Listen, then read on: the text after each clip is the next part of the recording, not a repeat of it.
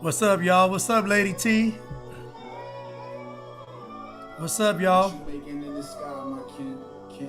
Is that New Jerusalem I see?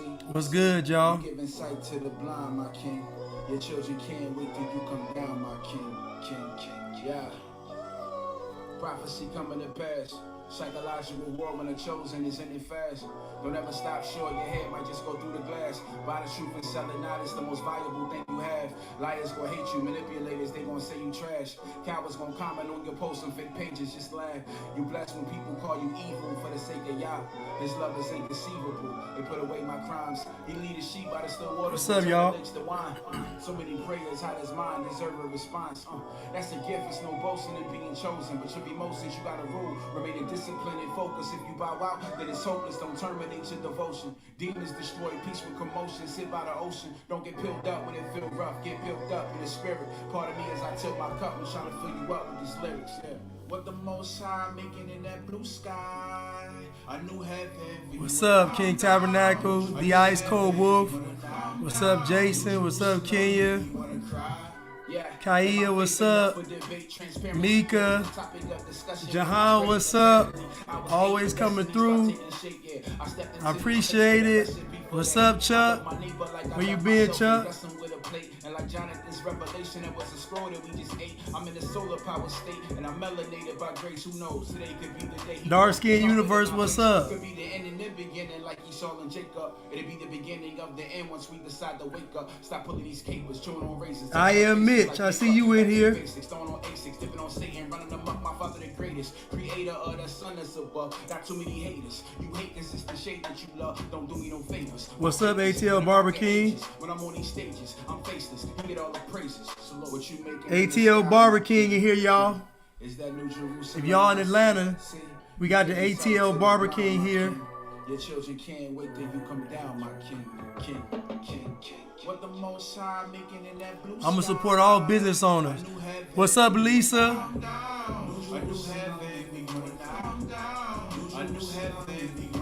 What's up, Nick? Oh, Nene, what's up? Jay Walt, what's up? You know I am Mitch. You know one of my biggest fans, man.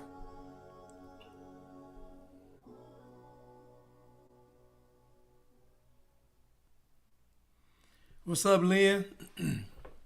That was Eshawn Burgundy.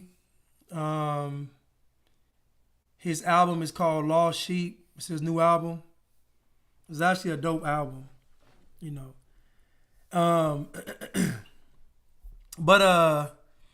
Yeah, I want to talk about basically like a new religion, and it's not really a new religion. It's really nothing's new under the sun. All this stuff's been done before. It's been repeated. I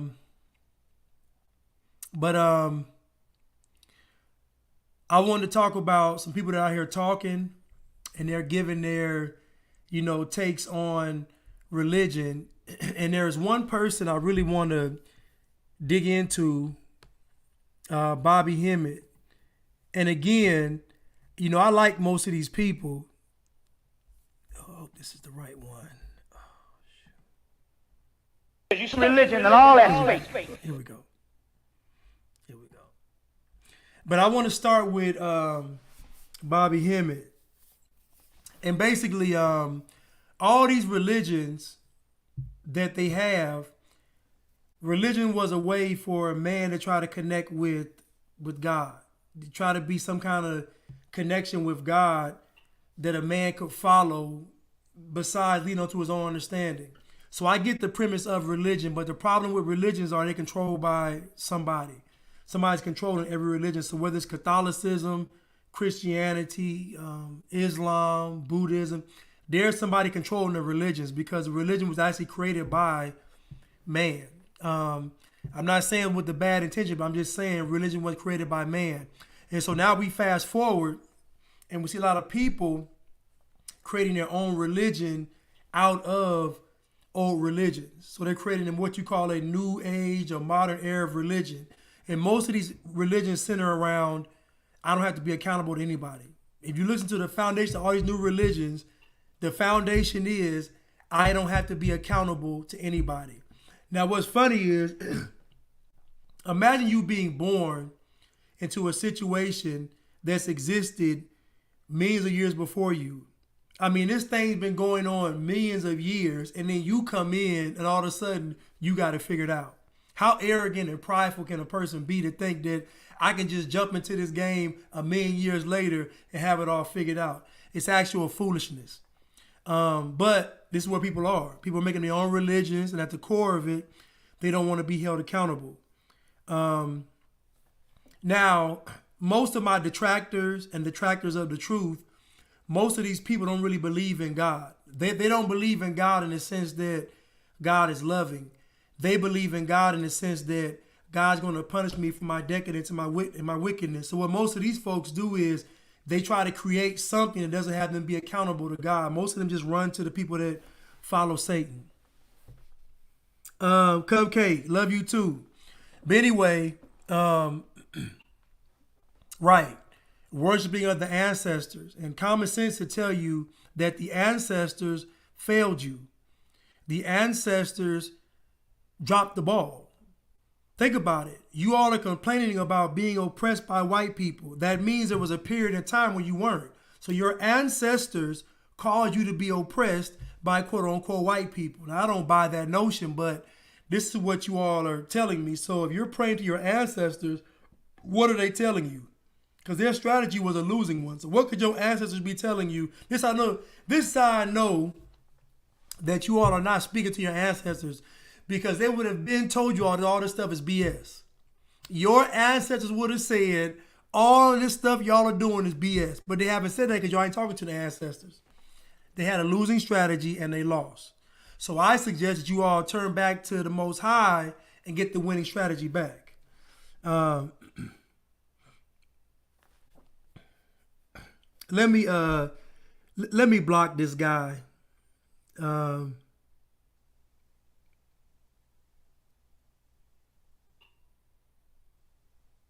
Let me block him.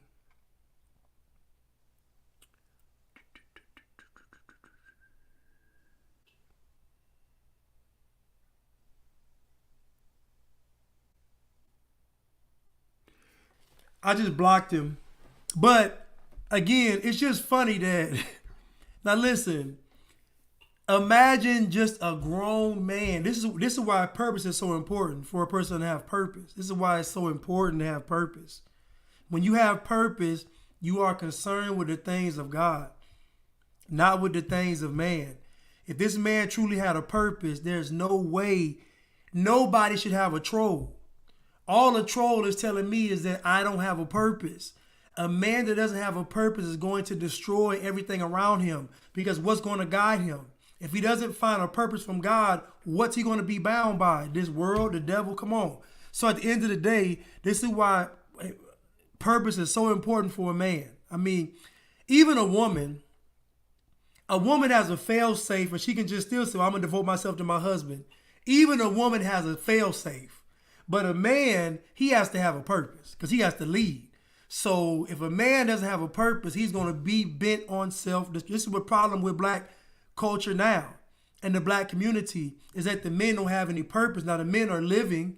The men are fathers. The men are husbands. The men are gangsters. The men are business owners. The men are all these things, but they don't have a purpose. So how can a man lead without a purpose? How can he be a father without a purpose? How can he truly be a man without a purpose? He can't be.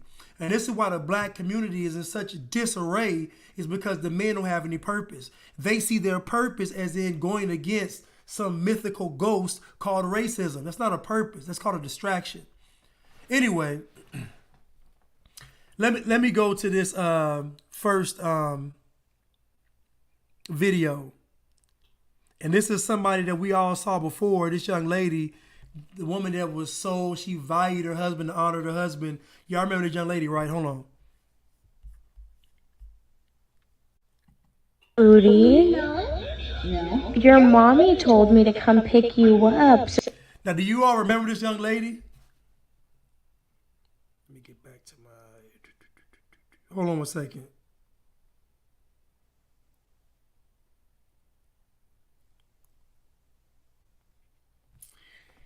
Do you all remember this young lady? And she was the one I didn't believe. She was saying, you know, her and her husband stayed up all night and they worked on this project, and I just didn't buy it.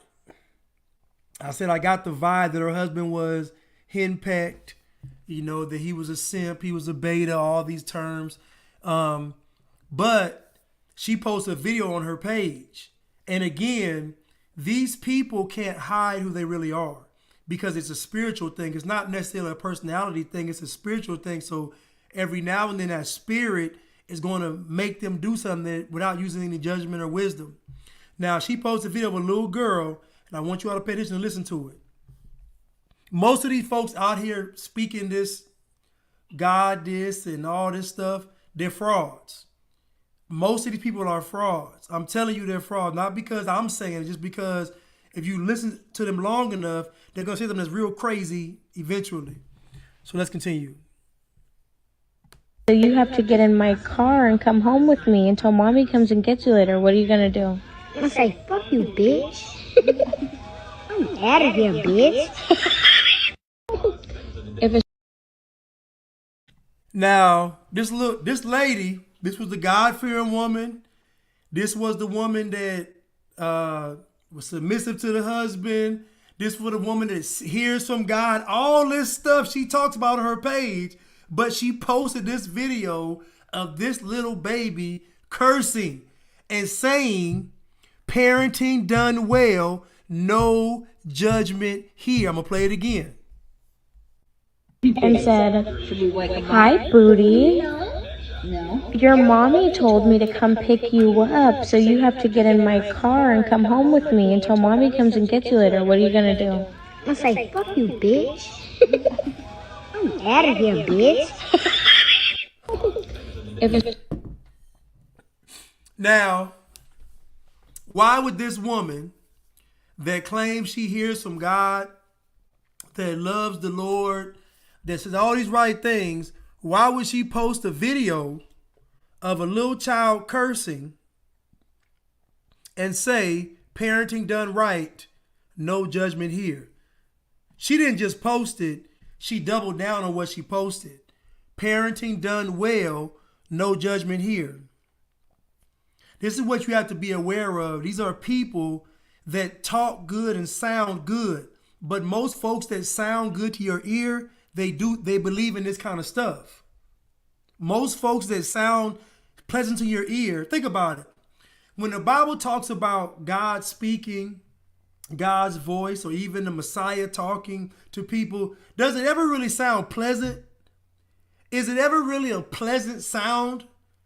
Isn't it like it's a trumpet, a loud voice, something strong like raging water? Like, you notice that anytime the word is manifesting into something that we can hear, that it doesn't sound pleasant. Anytime these prophets spoke, it don't sound pleasant. Why is that? Because the truth is convicting. It's hard to make something sound good when it's convicting you. Because when it convicts you, it pulls at every fiber of your being. Most of these folks just talking. They just talking to sound good. It's not really real. They're just sounding good. This young lady done surmised her whole career based on this one post. Just like the pastor Gene Kim last week, when he said he knew the rings were pagan, but he wasn't going to take it off. These are fundamental things that these people, let me say this. These aren't stumbling blocks. These are things that their minds are made up on, which means they're not a stumbling block. This is a permanent fixture in place, which means the devil's going to attack that. The devil's going to attack you not taking that ring off. The devil's going to attack you condoning children cursing. That's what the devil's not going to attack where you're fortified at. The devil's going to go for the crack. The chink in the armor is what they say. Play it again. and said, "Hi, Booty. Your mommy told me to come pick you up, so you have to get in my car and come home with me until mommy comes and gets you later. What are you going to do?" I say, fuck you, bitch. I'm out of here, bitch. If it's And so again, that's the woman that's all on social media talking about how she's hearing from God, she loves the Lord, I'm submitting 100%, all this good stuff. And then she went and put that on her page. That tells me everything. I don't have to do any deep dive into who she is. That tells me everything, because worst case scenario, your spirit would have discerned that was foolish. Your own discernment, your wisdom would have said, this might not look right. None of that came into play. You know why? Because all she hears is praise all day long. Nobody actually challenges her on what she says, because most of her audience is a worldly audience. But let's continue.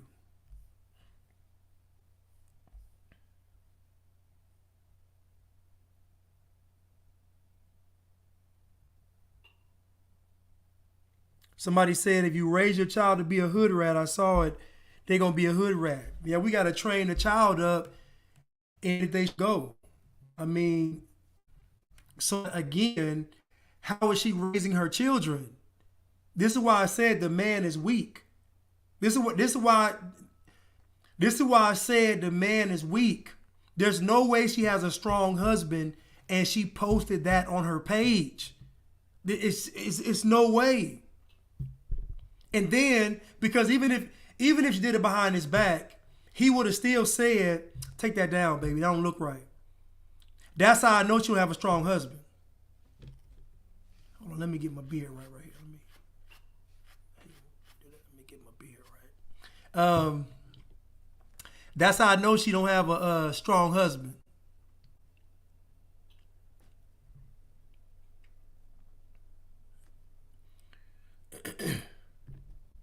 And again, this is the importance of men being leaders, the importance of men having a purpose. Her condoning a child using profanity does not align with his purpose nor her purpose.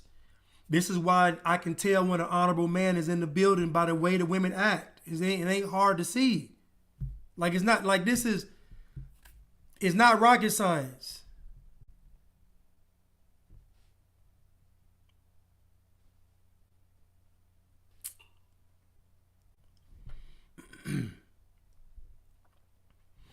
Proverbs 22 verse 6 says, train up a child in the way he should go, and when he is old, he will not depart from it. So that means, this is what God said. So God said, train your child up in the way that he should go, and when he is old, he will not depart from it. So parents, you can be rest assured, if you raise your child right, even if your child strays away, your child will come back. This is from God. God said this. So it behooves any parent to raise their child right. Not condoning cursing is a way to raise your child. Using profanity is insane, especially with a child that's like 3 years old. I mean, like 4, but it's a baby.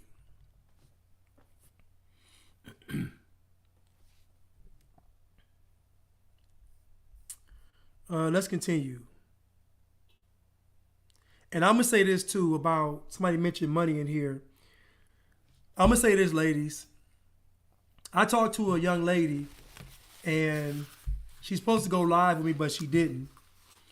And when she was venting to me about, now she makes a lot of money.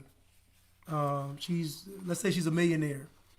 She's in her 30s and she's a millionaire. Now, I know to whom much is given, that much more is required. So if you're a millionaire and you're 30 and you're a woman, you're going to have a hard road. You're not going to have a hard road because you had the money. You're going to have a hard road because you got to match the character with the money. So she was venting, saying that she wasn't going to date a guy that made less money than her. She was not going to date a guy that was not a millionaire. And what women don't understand is you have millions as a woman, but it does not add value to you as a woman. You being a millionaire as a woman doesn't add value to you. So whether you have a million or not, the man's going to look at you the same. He's going to judge you by how good of a woman you are.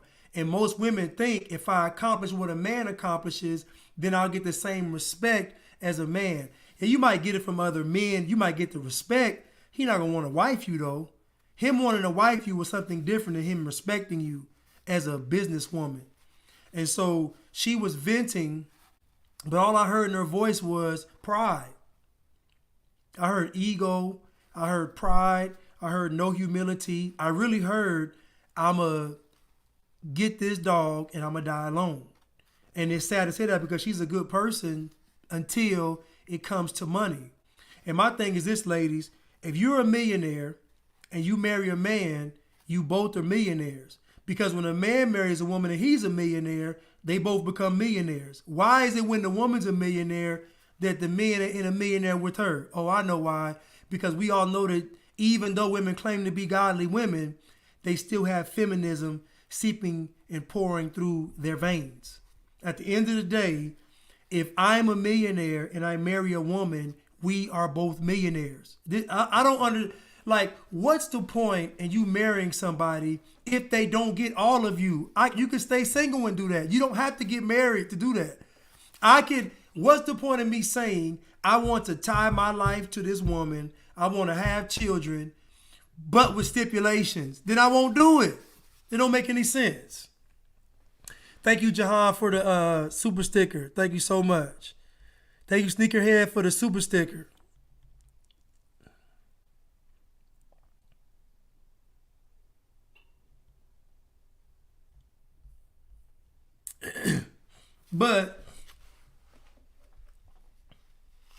But again, if you marry a man and you are a millionaire, then you are both millionaires. The only thing that's making you look sideways at the man is pride and ego. Again, when a man goes out there to earn a living, he's thinking about a family. He's not buying a house thinking about a bachelor life. He's buying a house thinking about a family. The man is building thinking about a family. But when a woman does it, she's thinking about stunting.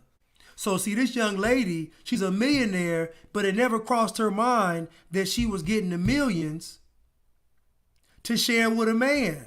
Because that sounds so terrible, don't it? That sounds so horrible. How you going to survive in this world without a real man? In this modern world coming up, we're going to explore it pretty soon. In this modern world, how will you survive it if you don't have a strong man beside you? And who's to say that the man you get won't have an idea for you to even quadruple the money? Again, this is what happens when we do things out of the order of God. This is the problem. We start mixing in, again, new religions, this worldly stuff with the godly stuff, and we get an abomination. We get Frankenstein's monster.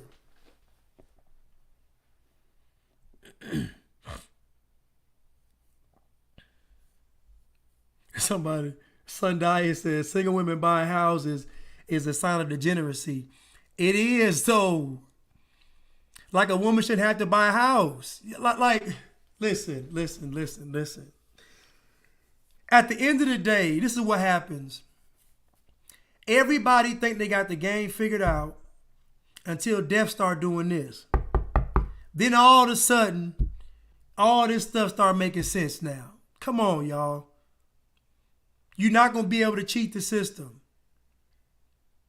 To whom much is given, that much more is required for anybody.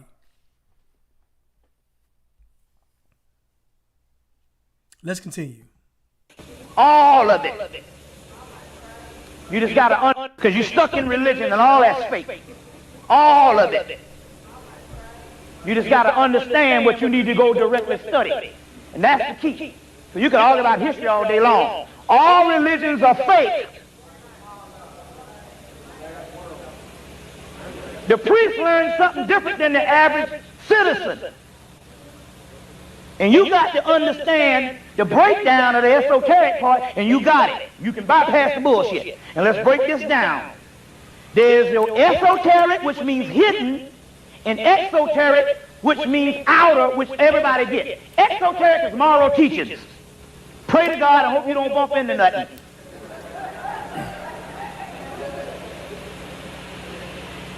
The exoteric is what the masses get. The priests get the esoteric, the mystics. Now, This is Bobby Hemet. I like Bobby Hemet. He cool.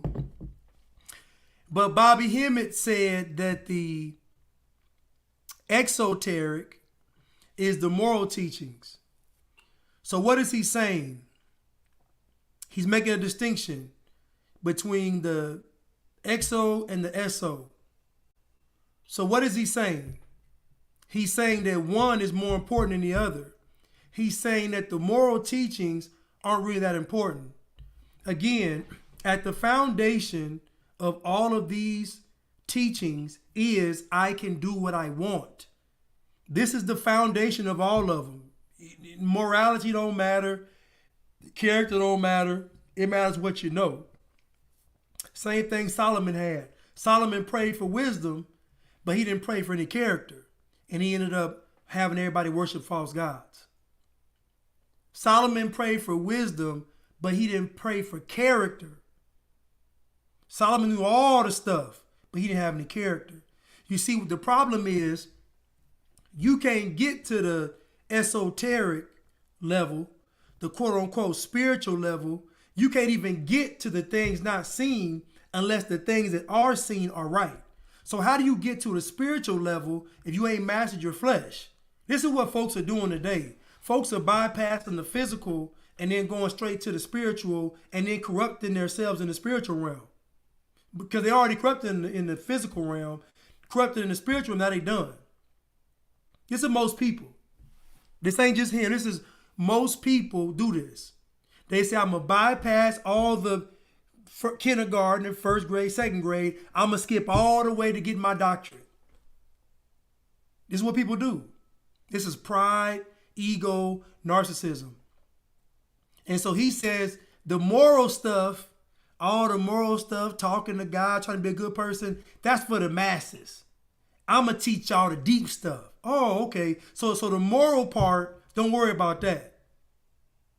The Bible says that the spirit is willing, but the flesh is weak. So we know that the spirit is subject to the flesh. So you can't reach no higher level until you master this physical body. That's God's design. That's why Jesus, Emmanuel, Yeshua, the Messiah, that's why he fasted 40 days and 40 nights and the Spirit took him to be tested because he reached that level. Once he fasted 40 days and 40 nights, the Spirit immediately took him not to go rest, to go be tested. And we know that all of God's tests are passable because God will only test you on what you know.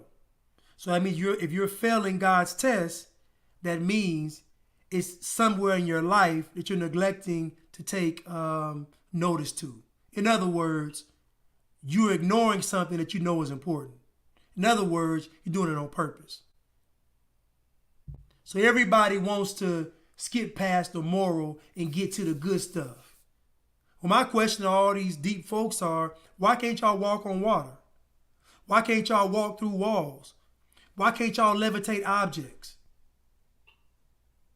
Why can't y'all do any miracles? If y'all so deep into all these sciences and these arts, why can't y'all do it in real life? I'll tell you why. Because the flesh don't match the spirit. Let's continue.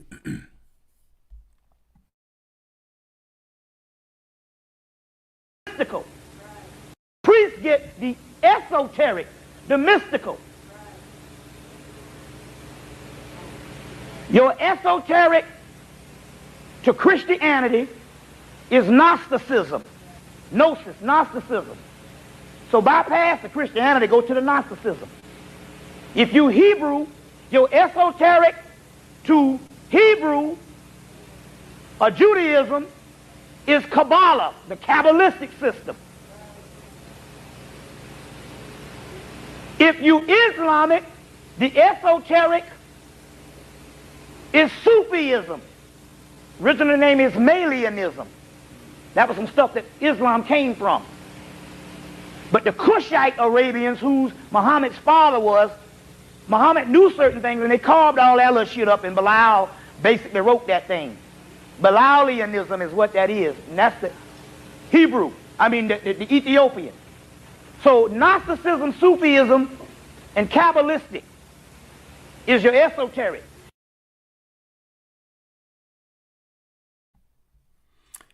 Now, I want you to look behind him on this video, and I want you to see he got all the Sphinx, not the Sphinx, but the mummies in the tombs, all the ancient Egyptian stuff. Now, isn't it, why these folks always focus on the ancient Egyptians? There are other ancient civilizations. Why do they always focus on the most popular? Why don't they ever focus on the stuff that we don't know about? If they're so deep and they're so well versed, why aren't they bringing to light some ancient civilizations, even more ancient than the Egyptians, and why aren't they promoting them? Why aren't they celebrating them? You see, again, at the center of all of this stuff is ego, pride, and narcissism.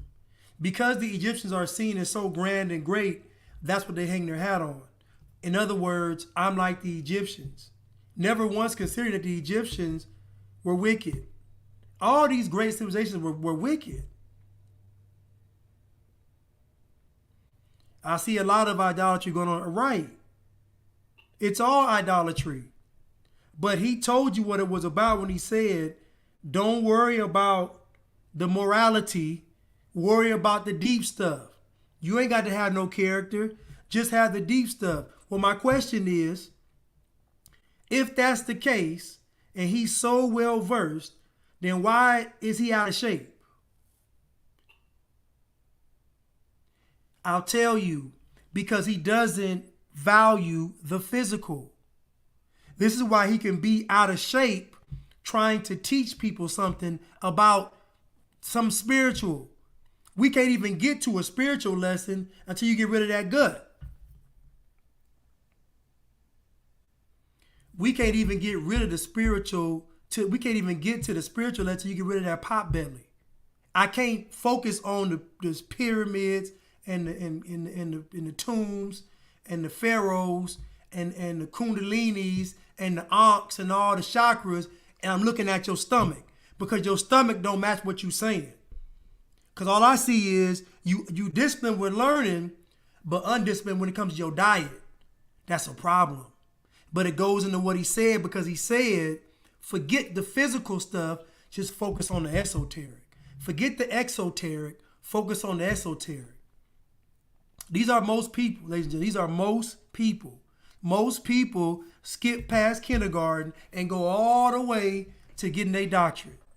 And then they sitting in front of you with high cholesterol and diabetes trying to tell you how to open your third eye. No, don't open the third eye. Matter of fact, you shouldn't have opened that third beer. This is what I'm talking about. The foundation of these folks' stuff is, I should be able to do what I want. This is what they all say. All of them, the Mayans, the Incans, all these great, guess what? Let's say in the future, with years to come, if we make it, they'll say that we were wicked. They'll say that we were wicked. That's right. Do as thou wilt.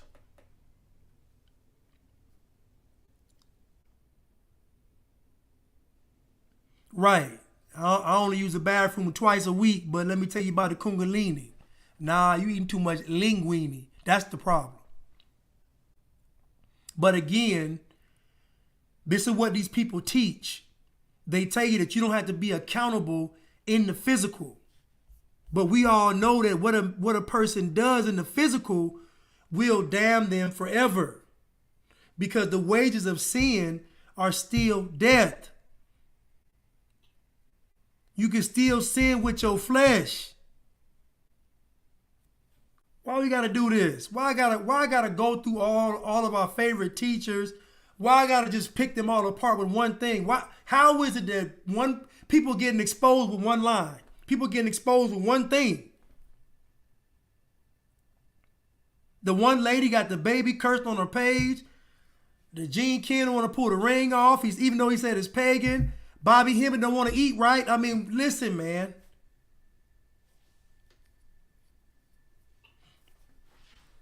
The spiritual and the physical world go hand in hand.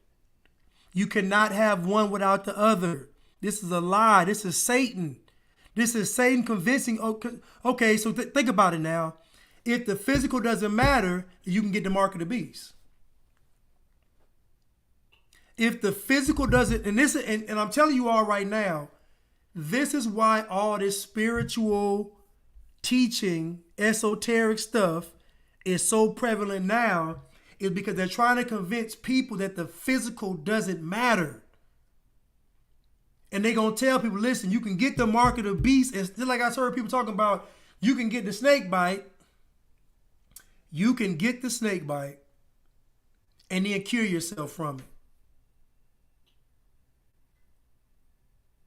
You can get, and listen, I ain't gonna lie, I heard only black folks were saying this. Black folks were saying you can get the snake bite and still cure yourself from it. I said, my goodness, my goodness.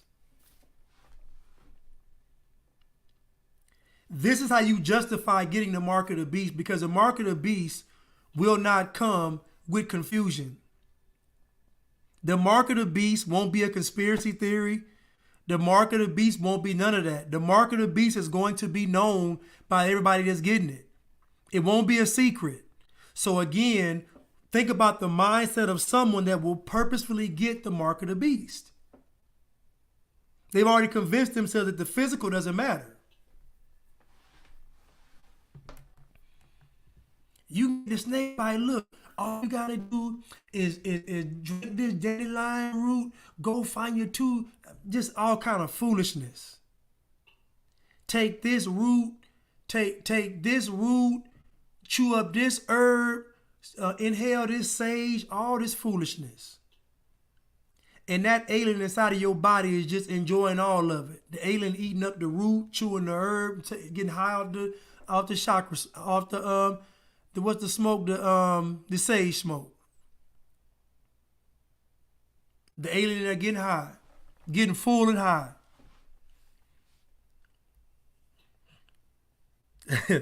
I got the snake bite, but God knows my heart. Right. Right. Right. You know, you got folk, but again, this is a part of the New Age religion. What people are doing is they're just creating religions. They're creating new stuff off of old stuff. So again, nothing's new under the sun. So all folks are doing is they're taking the old religion and just making it more modern. That's all they're doing. But let's jump into it. Spiritual, then you might want to stick around for this video. By spiritual, I'm talking about if you practice New Age spirituality or call yourself spiritual, then you might want to stick around for this video. By spiritual, I'm talking about the people trying to open their third eye. I'm talking tarot card readers. I'm talking Kundalini meditation and chakras. I'm talking manifestation and energy crystals. I'm talking burning sage, astral projection, and more, but you get the point. Now, before you try to smoke me in the comments, truly be open-minded and just hear what I have to say. Everything I'm about to show you is 100% fact. What you choose to do with it is up to you. Let's begin. You probably heard of this dude before, but if you haven't, I'll help you out. This is Anton LaVey, founder and creator of the Westernized Satanic Church. This dude was pretty hardcore for Satan. And don't give me all that Satanists don't believe in the devil BS. I was a Satanist once in my life and all that is baloney. Only true Satanists worthy of the knowledge know what's up. In the Satanic Church, they teach you about meditation, manifesting, chakras, Kundalini, astral projection, rituals like burning sage, and a whole bunch of esoteric knowledge. Very similar to the New Age. Just see what Anton LaVey has to say about it himself. You guys can read, but in truth, all New Age labeling is again trying to play the devil's game without using his infernal name. Pretty much said you guys worship Satan. You just don't know it because it's been watered down. This is what the devil does. He comes in as a beautiful light, but in reality he's darkness. The New Age movement seems fun. You can be a god. You can manifest your own life. But in reality, you're channeling the power of Lucifer, the devil. Maybe you also heard of this guy, but if you haven't, his name is Aleister Crowley.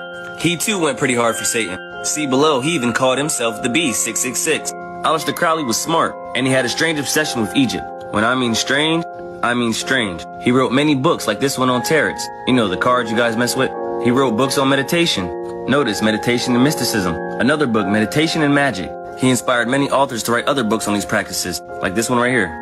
But back to the obsession with Egypt. Crowley wasn't the only one obsessed with Egypt. So are the Freemasons. Who are the Freemasons? And why are they obsessed with Egypt? Just like this Satanist Aleister Crowley was. Well, the Freemasons are a secret group. They consist of doctors, lawyers, police. Just look up Freemason lodges in your city. Every city and every town has them. But the thing about Freemasonry is there's ranks. And you don't learn the true knowledge until you rank up 32nd and 33rd degree. Once you get 32nd, 33rd degree, you find out that Lucifer is their god. This is Albert Pike, one of the founders of Freemasonry, and all this is cited in one of his books, Morals and Dogma. You ever wonder why there's an Egyptian pyramid on the back of your American dollar? You ever wonder why every single celebrity is obsessed with the triangle and eye? Why they all talk about murder, drugs, and fornication? Literally everything that goes against not only God, but against moral law? You ever wonder why the Kabbalah, Egypt, and the Satanic Tree of Life all look alike? It all goes back to Satan trying to be like God. He told Eve she could be like God and got her kicked out of the garden. The devil himself got kicked out of heaven trying to be like God. And now the world is trying to get you kicked out of heaven by telling you you can be like God. None of this is coincident. There's a reason all these celebrities are obsessed with Egypt and the devil. If you can't see the connections, then I don't know. I hope this helps somebody. Like and follow for more.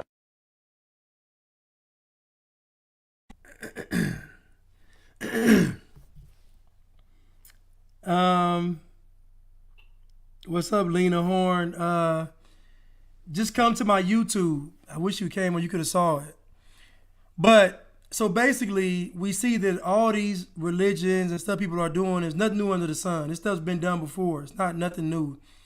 Somebody said something very good in here. She said, I think people just make stuff up according to their mistakes and shortcomings. Honestly, they say no one is perfect because they refuse to change and hold themselves accountable. Exactly, 100%. Again, you know, I do not like the statement, no one is perfect, because no one is perfect means I can sin. That's all. That's all that means. You will never hear a righteous person say no one's perfect. You're not going to hear nobody righteous say that. That statement is rooted in, so I get to sin. If no one is perfect, even the other statement that I don't like when people say it with love. Say it it's how you say it. If how somebody is telling you something, better yet, if someone has to tell you the truth to the way you like to hear it, you don't want to hear the truth. Because there's no way to say the truth in a nice way, because the truth is convicting. So at the end of the day, the truth is the truth and you should want it. You know, everybody wants to feel good and be comfortable, and it's just not. You can look through this Bible. Not one time did you see God ask anybody how they felt. Not one time. Not one time did God say, how do y'all feel about sin? Think about that. God never had a conversation about sinning. God never had a sit down with man and woman and said, here go the pros and cons to sinning. That never happened. God just said, don't sin, which means God knows that you understand sinning. On an innate creation level, God knows that you and I understand what sinning is. So now, God's standard is for us not to sin. But these folks are saying, just do what you want to do. Do what makes you feel good. I got my truth. A lot of folks gonna suffer. My brother took the snake bite because he said his body, he says in the Bible, treat your body like as if it was a temple. I don't know what your brother was thinking about. Blasphemy. Yeah, somebody also said that Allah told him to get the snake bite. I said, I believe you on that one.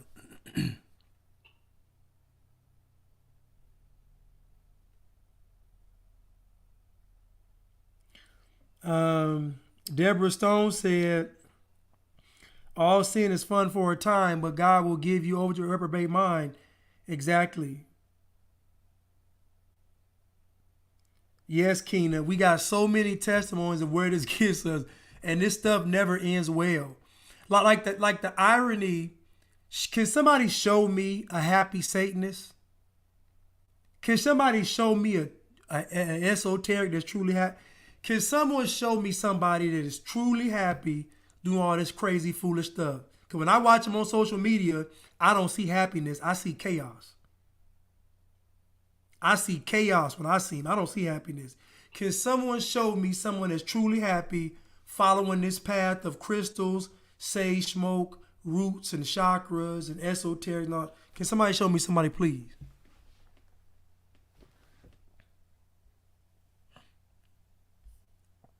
Edna said, funny thing is all these old practices our people adopted. They constantly reject Christ for this. This one is much easier to follow though. Well, yeah. Right. Well, show me a happy transformer. Y'all got to think, right? You got to think. People are telling you to do all this stuff, but when you look at them, you're asking yourself, do I want to end up like them? Listen, I got nothing against Bobby Hemet, but he got high cholesterol. So with all his knowledge and information, he still can't give a speech without sweating. So I don't want to end up like that. I don't.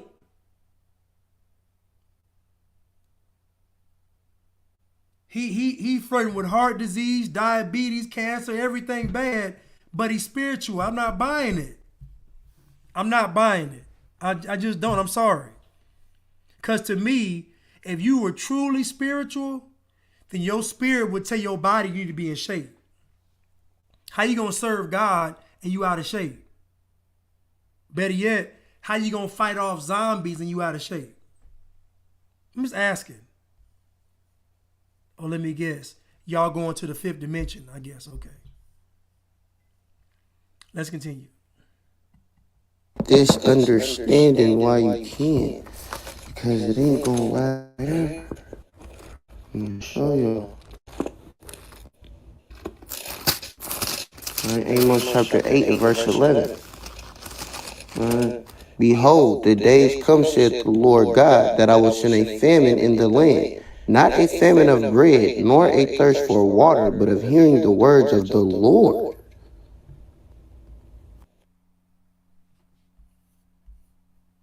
Listen, you gotta get this understanding why you can, because it ain't gonna last forever. I'm gonna show y'all. Alright, Amos chapter 8 and verse 11. Behold, the days come, saith the Lord God, that I will send a famine in the land, not a famine of bread, nor a thirst for water, but of hearing the words of the Lord. My bad for the echo. Listen, you gotta get this understanding why you can, because it ain't gonna last forever. I'm gonna show y'all. Alright, Amos chapter 8 and verse 11. Behold, the days come, saith the Lord God, that I will send a famine in the land, not a famine of bread, nor a thirst for water, but of hearing the words of the Lord. Even when we talk about, somebody mentioned in Khalil about manifesting, I want you to think about, and a lot of women say this, my power is manifesting. I can manifest, a manifestation. Think about what they're saying though. They're talking about carnal, worldly things. When most women talk about manifestation, they're not talking about godly things. They're talking about manifesting something of the world. So that could actually be Satan. If we really just break it all the way down, if you're manifesting things from a carnal desire, that could literally be Satan. But all these women are saying manifestation, manifestation, and really what are they really saying? They're really saying that I have the power to bring that which I desire into the physical. Who said that was a good thing? Who said that your desires were a good thing? Who said that you manifesting something means it's good? Nobody said that.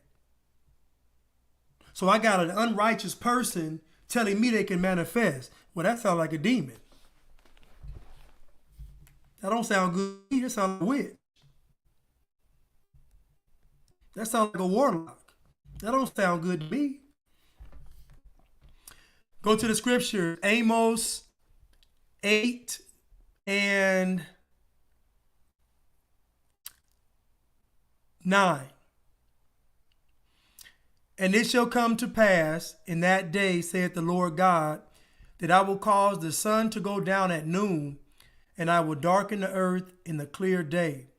And I will turn your feast into mourning, and all your songs into lamentation. And I will bring up sackcloth upon all loins, and baldness upon every head. And I will make it as the morning of an only son, and the end thereof as a bitter day. Behold, the days come, saith the Lord God, that I will send a famine in the land, not a famine of bread, nor a thirst for water, but of hearing the words of the Lord. And they shall wander from sea to sea, from the north even to the east. They shall run to and fro to seek the word of the Lord, and shall not find it. So there will come a time where all of those that rejected God's word are going to be looking for it, and they won't be able to find it, because the folks that, first of all, the Bible's going to be gone, so you won't be able to get it that way. And then the folks you need to talk to are going to be gone too. And I don't mean they're going to be dead. They're not going to be around you. So what are you going to do? You're going to be wandering looking for the word you can't find. What you going to do? This is why time is of the essence. You don't have time to play around.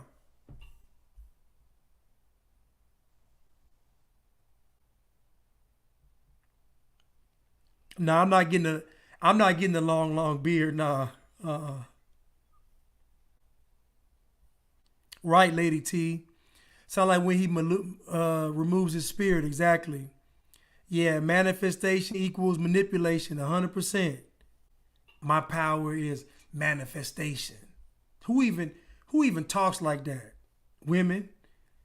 My gift is manifestation, and they get it from all these witches they listen to on social media, pretending. I've seen so many women just 1 minute is Jesus, the next minute is the cool. Like they literally combine. They put all the religions in a gumbo, stir it up, and just eat off of it for the week, and they be all over the place. It's crazy. Let's continue.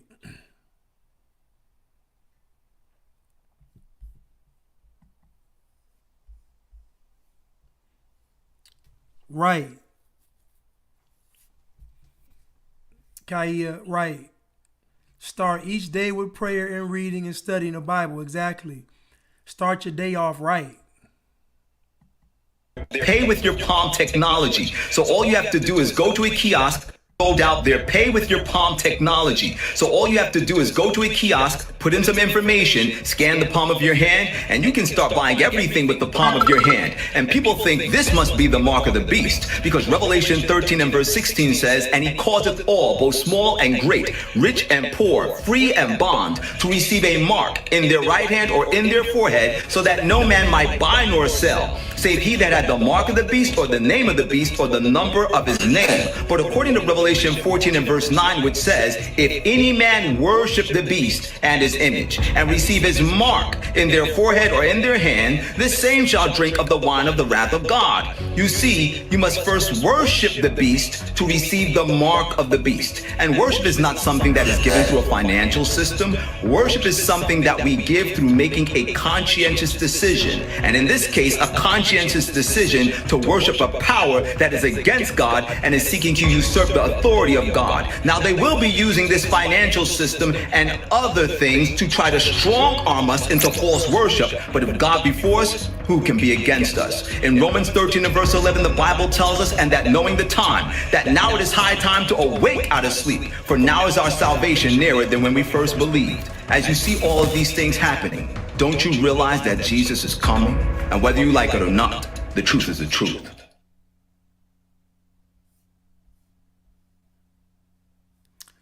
So, in other words, as I mentioned before, that the mark of the beast is not, you won't get it by it won't be by accident. It's not going to be a situation where you get tricked into it. No, as he just told you, worshiping the beast. So that worship of the beast is not just, because think about it. We've seen people worship Beyonce. That's worship. Where that person is your be all, end all, be all.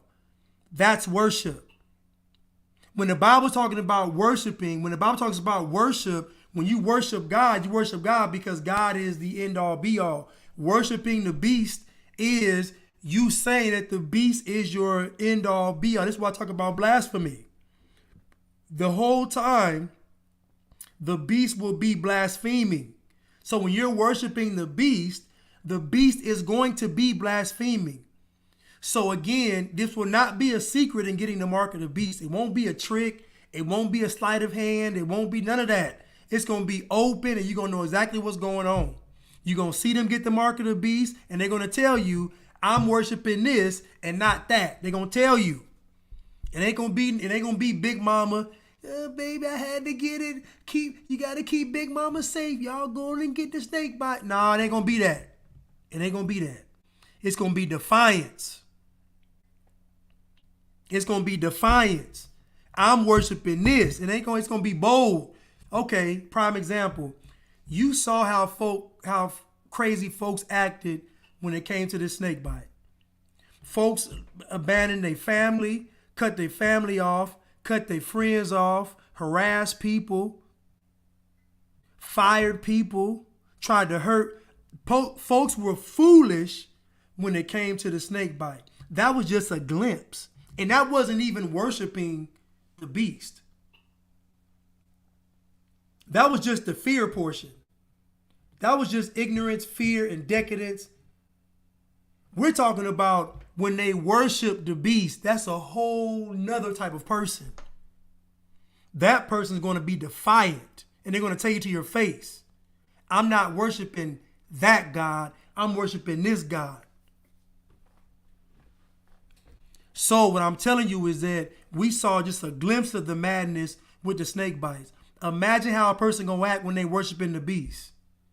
And ain't gonna be a secret, y'all. It ain't gonna be nothing, it ain't gonna be no trick.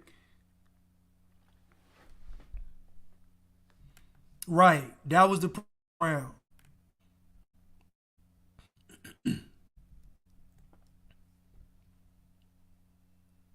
You know, we talk about somebody say you living in the big cities, K and B, right? It's a wrap. God destroyed Sodom and Gomorrah. You look at most liberals, you look at most major cities, they're liberal cesspools. Most major cities are they're disgusting. I'm gonna come back on IG.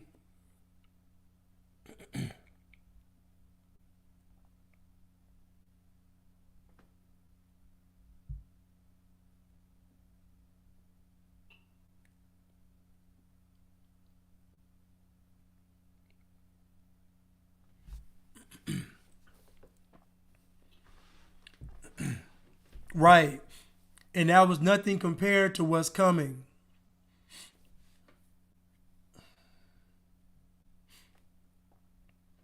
Let me go to...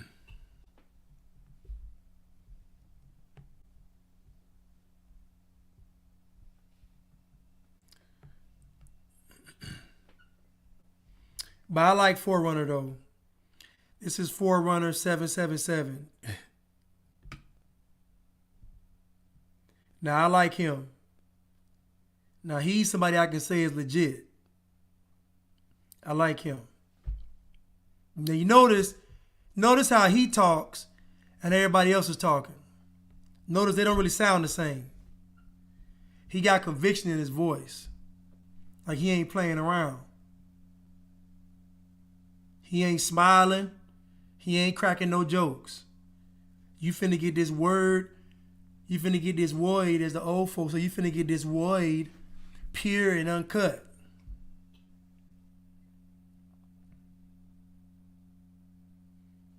You finna get this void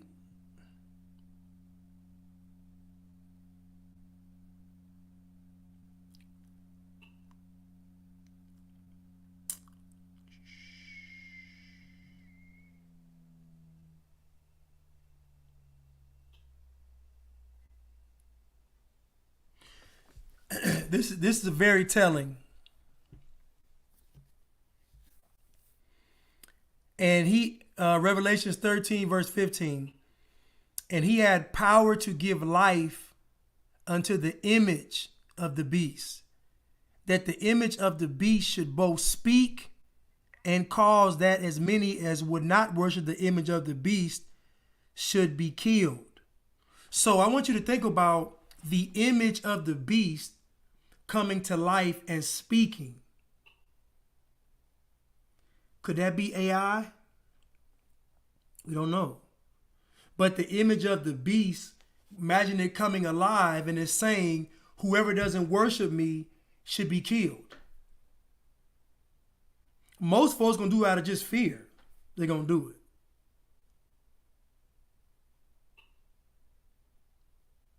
But as I told you all before, the devil uses the illusion to get you to do it in real life.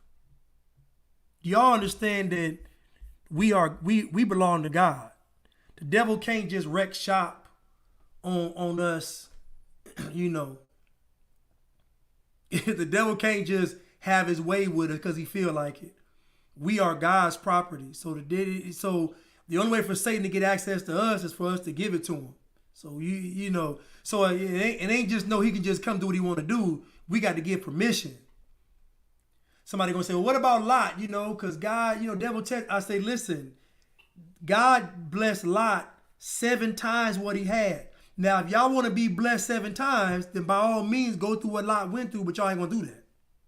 If y'all want 7 times what you got right now, then say, God, give me the Lot treatment.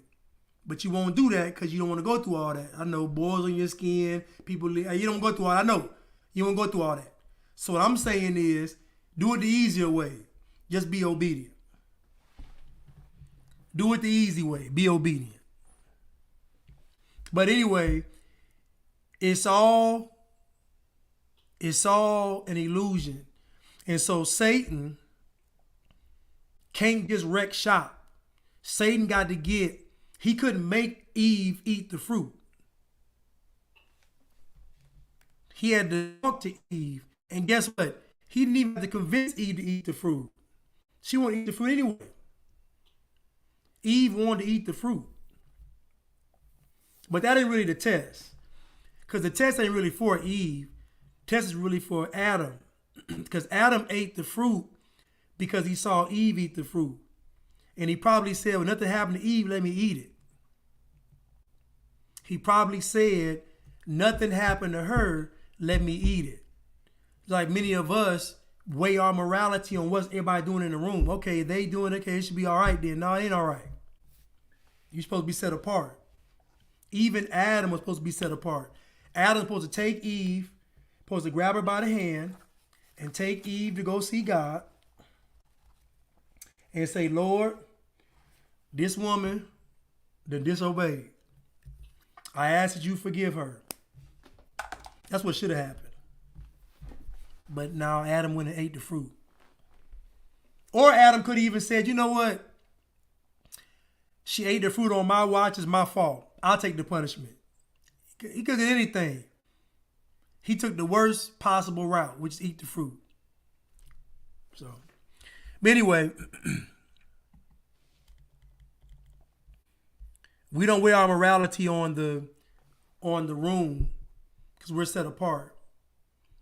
But Revelations chapter 13, verse 15, and he had power to give life unto the image of the beast.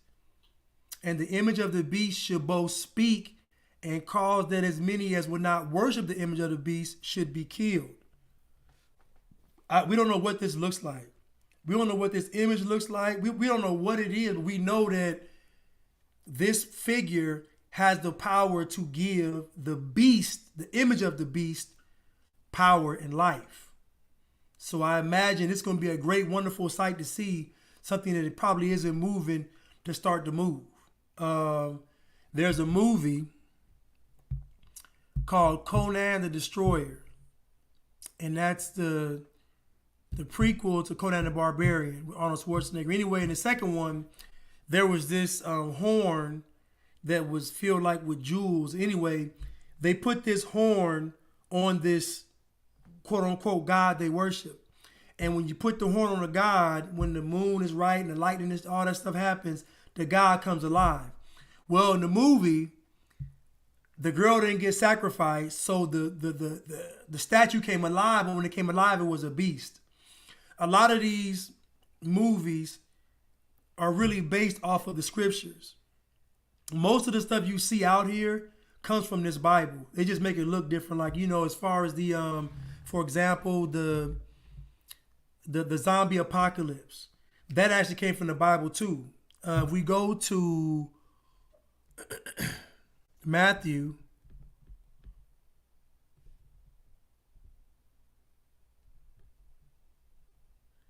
most folks plagiarize the word. That's all I'm saying. They're not freestyling. They writing their rhymes down. They ain't freestyling.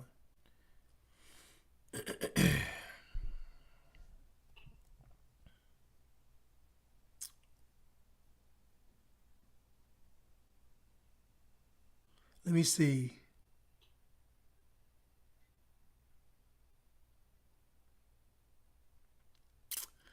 Okay, let me go to verse.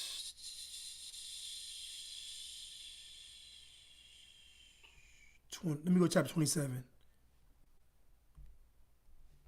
I was going to give you all an example of how they get stuff from the Bible.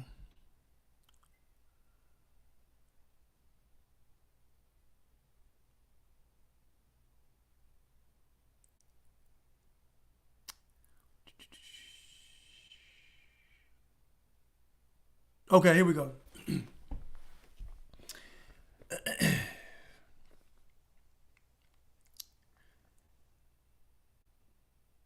Jesus, when he had cried again with a loud voice, yielded up the ghost.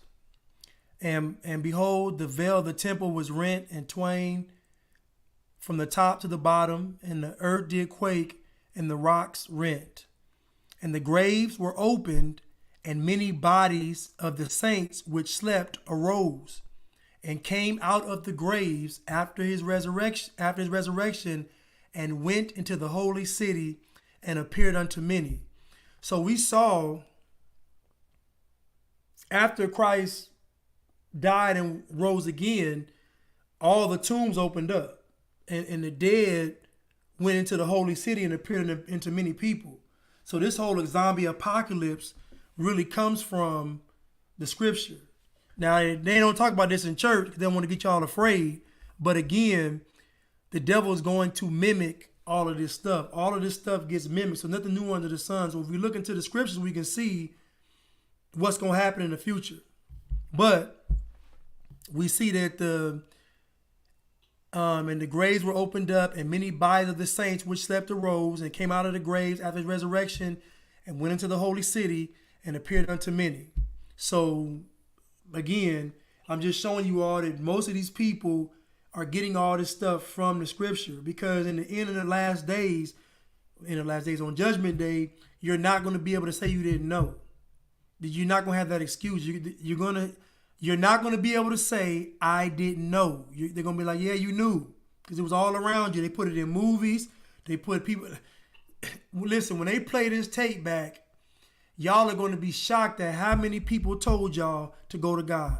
How many of the people that you thought was so horrible told you to turn yourself to God. It's going to be crazy. Let's continue.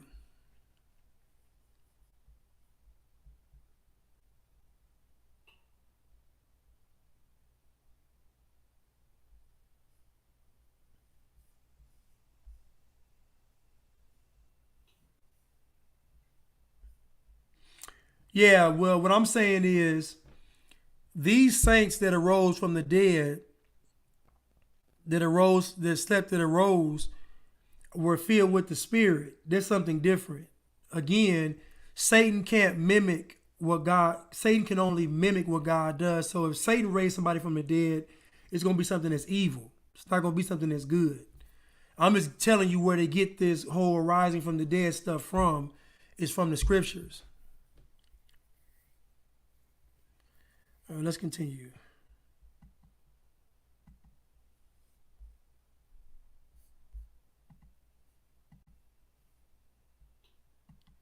LGBTQ and gender confusion. Now, did you know that transgenderism, gender confusion already existed in ancient times? This movement of extreme feminism, LGBTQ and gender confusion, and emasculating men is nothing new. It comes from a principality, in other words, a false god whose name is Ashtaroth. This is the spirit behind this movement. It is a false god that was worshipped by the Israelites after God, Yahweh, freed them from the Pharaoh. The world's first recorded poet, Enheduanna, she dedicated poems to this false god. One of her poems said, to turn a man into a woman and a woman into a man. She was not only the goddess of love, beauty, sex, but also of war, combat, justice, and political power. She challenged gender norms with her explicit sexuality and her powers. They were worshipping her, cross-dressing. Society now wants to turn man into woman and woman into man. Satan wants to disrupt the gender roles. People have no idea that they're indirectly worshipping Satan. Because if you do not worship the one and only true God, you're automatically worshipping Satan, if you want it or not. I'm here to expose this, for the Bible says, for we do not wrestle against flesh and blood, principalities, powers, and against spirits of darkness.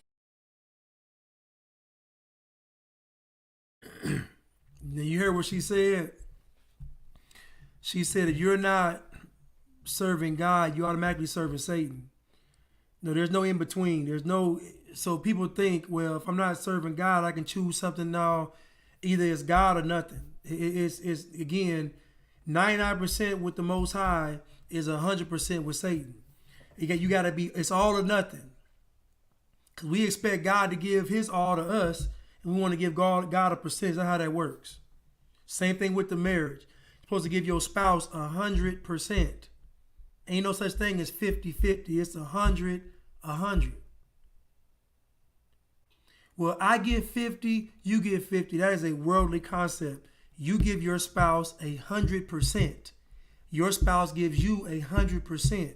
If y'all are both giving 100%, then how is it possible for you all to fail? It is impossible for you all to fail. These marriages are not working, first of all, because the people aren't giving 100%. Even if you married the wrong person, you can still make it right by giving 100%.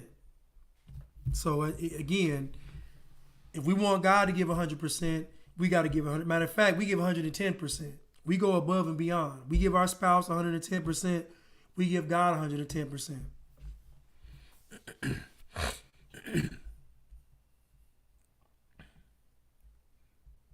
But she's talking about the Israelites worshiping false gods when they got free from Pharaoh.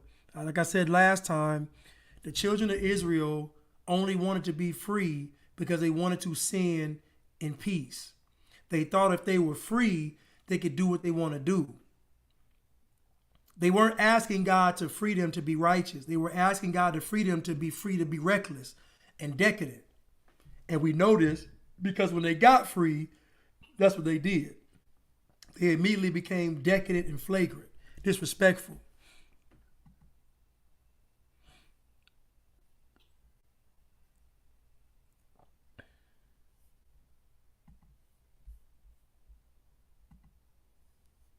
Now, the Bible predicts that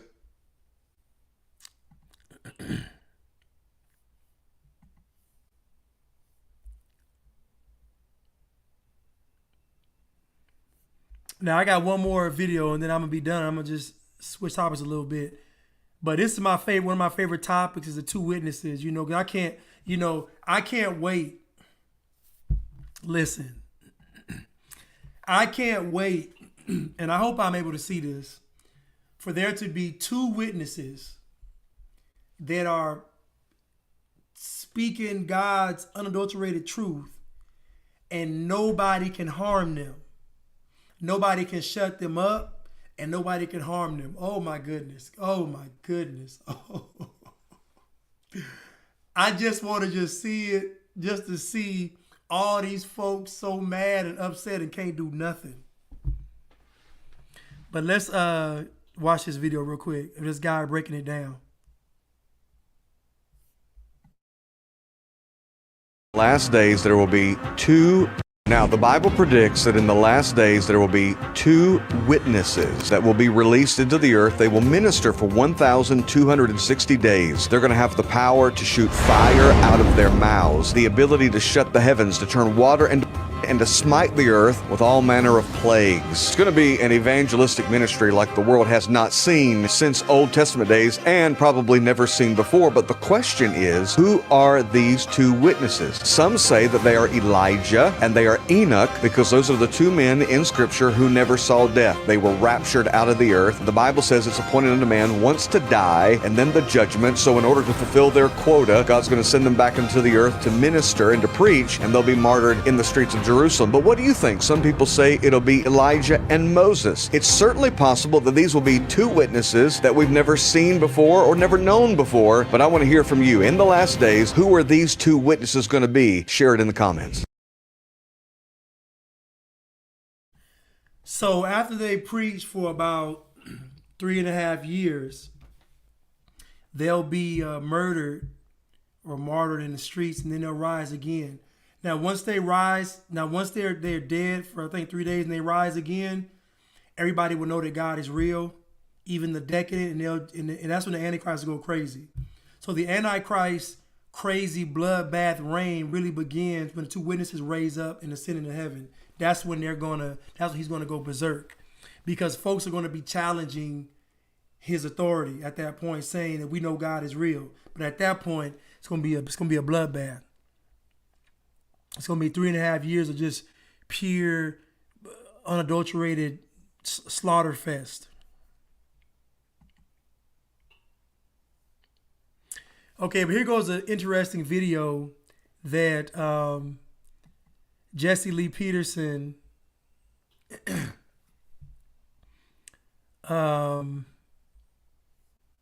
put up, and a clip. I thought it was very interesting, and well, I got two videos, but let me play this one real quick. Who has anger is unconscious. And Tyree cries out for his mum. Mom! Not God, but Mama, a false God. That's more sadder than anything about this whole ordeal. Mama is God. That was my baby. He was a mama's boy. That boy loved me to death. That boy loved me to death. This is what's wrong with black men and women. It's not systemic racism. It has nothing to do with slavery. It has nothing to do with Jim Crow. It has nothing to do with this fake idea of white supremacy. It's the mama. They have weakened their sons and daughters by imposing their will on them. It is a spiritual battle. Either you are born again and live, or you stay in your state of unconsciousness and stay dead. Anytime they hear the word racism, the blacks are going to go into a state of unconsciousness, and you can make them jump off it, running away from white supremacy, which doesn't exist. And let me say this. Let me say this. Words are powerful, right? So if you tell yourself that white is supreme or white supremacy, your subconscious can't differentiate what you're talking about. All your subconscious knows is white is supreme. So you're already developing a complex within yourself. Like, there's no such thing as white supremacy. It's just not. There's no such thing. as white supremacy. And if it is, how did it become such a thing? The world is made up of 80% of people that are, quote, on what you call people of color. There's only 20% of the world population white people. 20%. So how is it that the 1% of the 20% is ruled over 99%? Like, I just don't believe it. This stuff is by choice. Folks want to be decadent. Folks want to be sinful. That's what it is. Like, listen, you can't say you want to indulge in the world and then say you want to be free.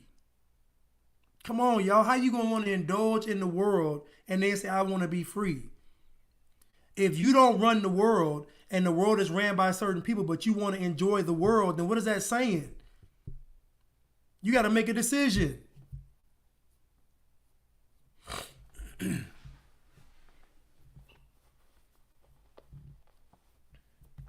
Anyway, Romans 12, verse 2, and be not conformed to this world, but be ye transformed by the renewing of your mind, that ye may prove what is that good and acceptable and perfect will of God. So your mind must be renewed. And the renewing of your mind is what transformed a person. So you don't transform through pills, medication, or surgery. You transform through the renewing of your mind. So you don't transform through a gender or sexual identification. You transform through the renewing of your mind, that ye may prove what is that good and acceptable and perfect will of God. So again, we talk about being perfect. You being perfect happens when you are born again. This is why I have a video on here that's blocked. I got a video on YouTube that's entitled Born Again and it's blocked. I can't tell you why they blocked the video, for what reason. The video is blocked though, like for what? But again, the born again, what nobody ever talks about anymore. Because born again means no more sinning. So the pastors don't talk about it. The choirs don't sing about it. Nobody talks about being born again, because being born again means I can't say things like nobody's perfect. I can't even talk like that anymore. Everything I'm speaking is edifying. It's life.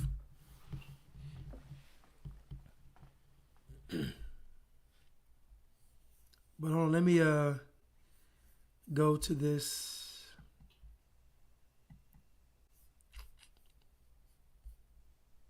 Let me play this again. Anyone who has anger is unconscious. And Tyree cries out for his mum. Mom! Not God, but mama. Now, what are the chances of Tyree Nichols hollering out for his mother and George Floyd hollering out for his mother? Doesn't it sound like kind of scripted? Now, when Rodney King was getting beat, well, I guess we couldn't hear Rodney King. We didn't hear the audio. But I just think it's just quite convenient that he followed the same script that George Floyd followed with the crying out for the mother. And I almost feel like, I mean, it's a bad script, but it almost feeds into, not almost, it feeds into the narrative of black women being this type of deity type of figure.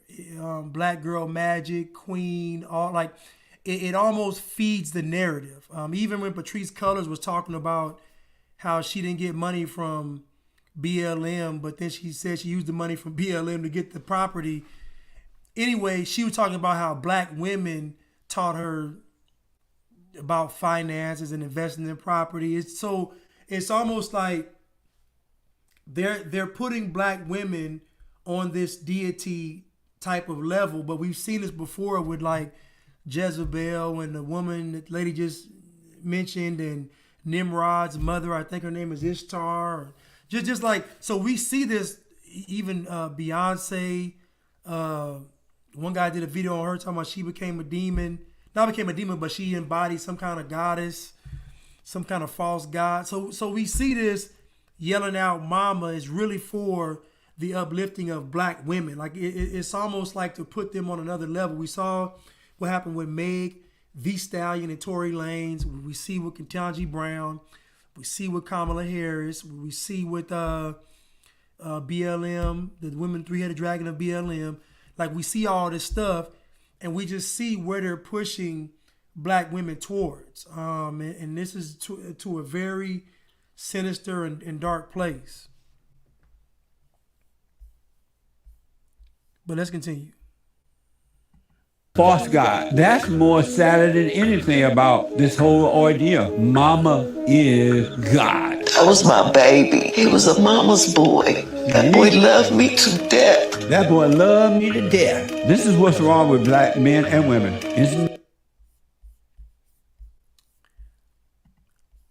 Let me go to this funeral real quick. Let me go to this funeral.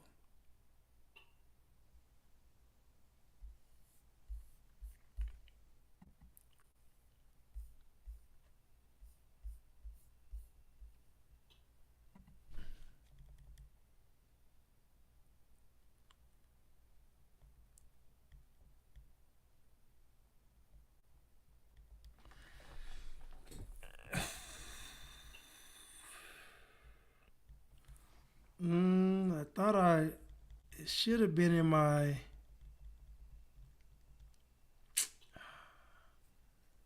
Why is it not in my history?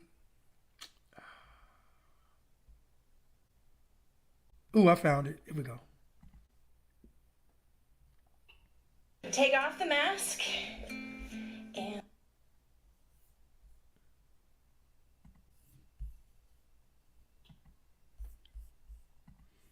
so we got his mama on this next clip coming up. I'm gonna finish this one out though.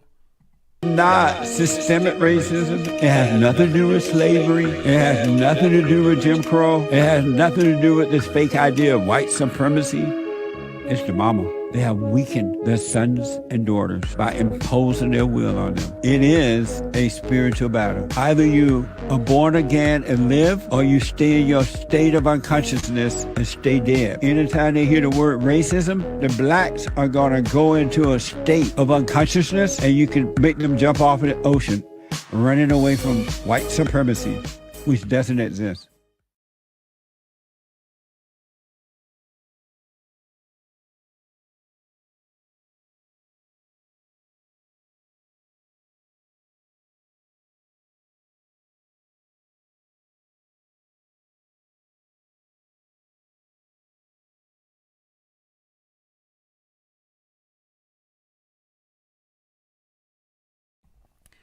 So if you look at the picture on YouTube, you guys can't see it on Instagram, but all the people are all here. You got Crump here. You got informant, snitch, rat, Al Sharpton. I don't see Jesse Jackson anywhere. But we see the two major, some guy with a hat on looking like one of the guys that shot Malcolm X. Get your hand out of my pocket. So, we got a few people in the few who's in the crowd behind the mama. Look like LL Cool J back behind him. But I know it's not him. Just looking at his head. But let's just see what she says in her little speech before we wrap it up. Oh yes. Oh, I'm glad you reminded me about the I'm glad you reminded me. Here we go. I'm sorry. I almost jumped the gun, people. I'm sorry. You are my. So there's a guy at the funeral with a swastika on his arm. Now clearly, right? This had let's take me out of the equation. Take my thoughts and theories out of the equation. The guy shows up with a swastika outside of his jacket for everybody to see. You mean to tell me nobody said nothing? You mean to tell me the man showed up with a swastika at the funeral and nobody said a word? A fight didn't break out. Nobody yelled. Nobody escorted him out. Nobody said so again, do you think it's staged or not?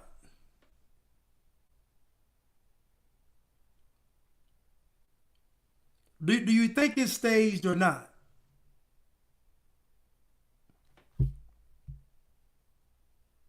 Now, even if the guy was trolling, even if the guy was doing it to go viral, even for whatever reason, why didn't anybody check him? Okay, prime example. If I walked into there and I had on a Trump t-shirt and a Trump hat, would they have escorted me out? If I walk into this establishment, into this funeral, and I had on a Trump t-shirt and a Trump hat, would I get escorted out of the funeral? The answer is yes. So my question is, how does this guy get to stay in the funeral and not get bothered, and he has a swastika outside of his jacket?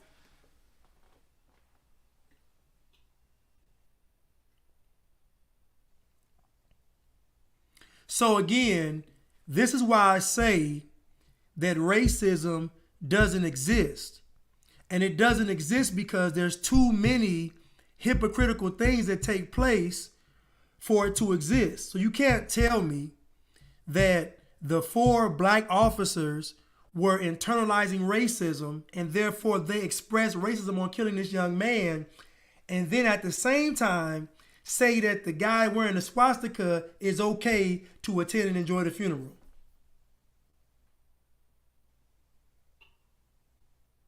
The irony is they would call me a Nazi if I wore a Trump hat. But this guy's actually wearing Nazi paraphernalia and he ain't said nothing to him. So again, this is why I say all this stuff is smoke and mirrors and it's a setup. It don't make any sense. You know and I know that all these people didn't know this boy. It's all kind of, you ever been to a movie set with a lot of extras? That's what it looks like. Where folks wear their own outfits and in the description say, well, you know, make sure you bring these type of clothes or whatever. This boy did not know all these freaking people. What are we doing? See, the problem with black folks is black folks love drama and sensationalism. That's why Tyler Perry's so popular. Like foolishness. Anytime black folks put a production on, it's always over the top. It's never just subtle. This man got a packed out. This man's funeral is so packed, he even got the Nazis showing up.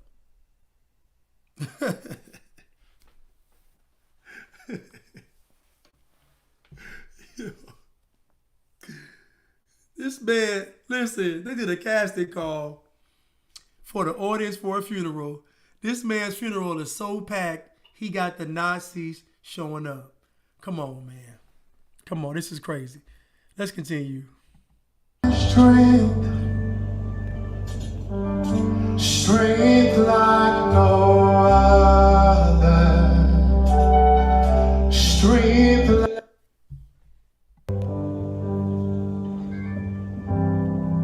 you are my strength. Strength like no other. And black folks is so slow, right? Black folks is commenting, I see they so like black folks ain't even thinking that it don't even make sense that the guy ain't even getting strung up in the funeral. Like black folks ain't even connecting the dots that it don't even make any sense that he's even in the funeral. If a black person or a white person walks into that funeral with a Trump hat on and a Trump t-shirt on, they're going to get drugged out of the funeral. They're going to get beat and drugged out of the funeral. How does a guy make it in there with a swastika outside of his jacket? What are we talking about? It's a setup. It ain't real.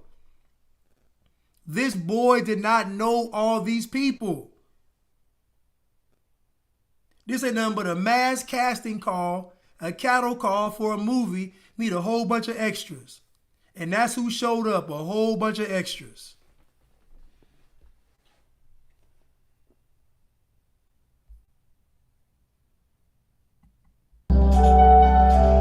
strength. Okay, let's go to his mama. Who has anger? God. Let's go to his mama. So I can get out of here. But I will be back.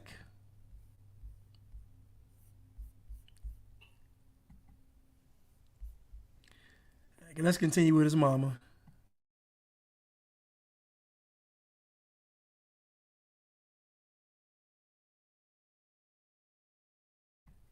Al Sharpton looks like a shriveled up Mr. Potato Head.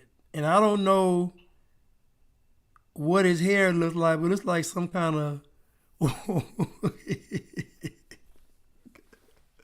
Al Sharpton look crazy.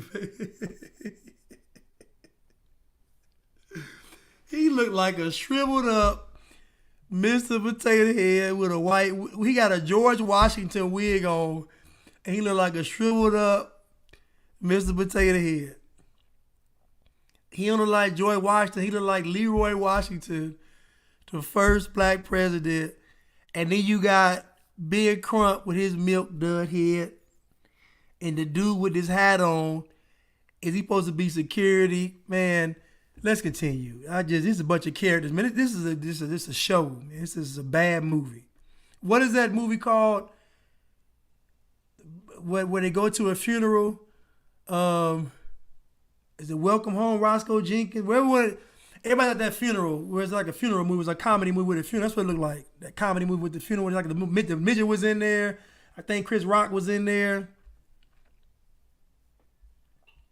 Al Sharpton looked crazy though, man. But let's continue.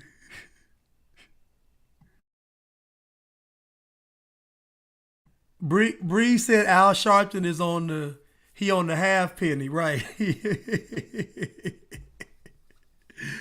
Man, that's what it is, Cole. Thank you, Cole. Death at a funeral. That's what it is. Death at a funeral. Thank you. That's what this looks like. Death at a funeral. A whole bunch of characters up here. Let's continue.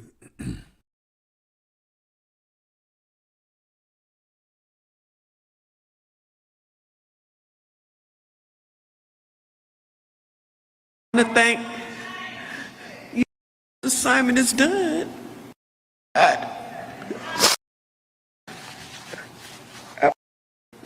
And for this, all I want to thank each and to support my wife and to support me. I appreciate it. Thank you. Oh, my bad. That was the dad. My bad. My fault, y'all. That was the dad. Get your hand in my pocket. That was the dad. My bad, y'all. My bad. Let's continue. Thank you very much.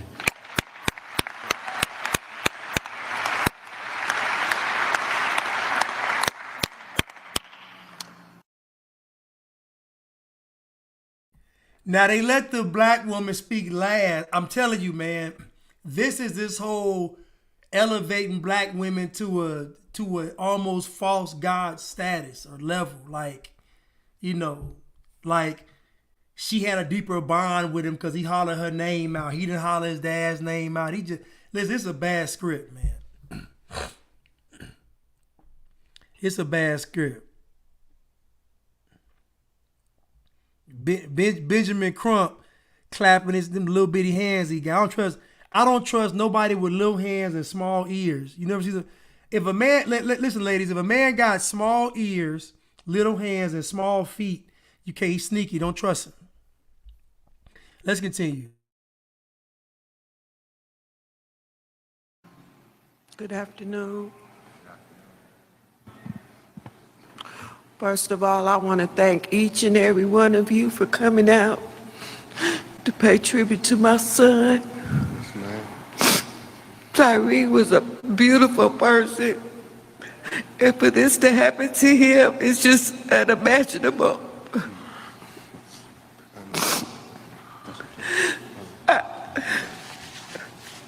promise you the only thing that's keeping me going is the fact that I really truly believe my son was sent here on an assignment from God.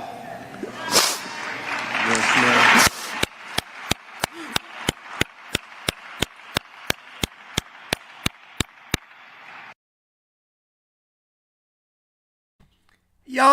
Y'all see Ben Crump clapping like a seal at SeaWorld, like he about to get a fish thrown in his mouth?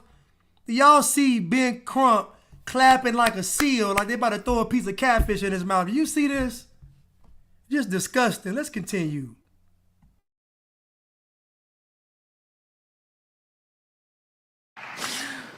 And I guess now his assignment is done and he's been taken home.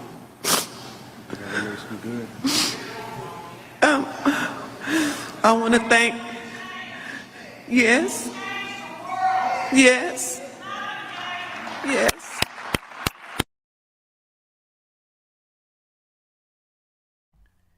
Somebody just yelled out, he gonna change the world. Black people are in a sad, and if this seal keep clapping, this Alabama man,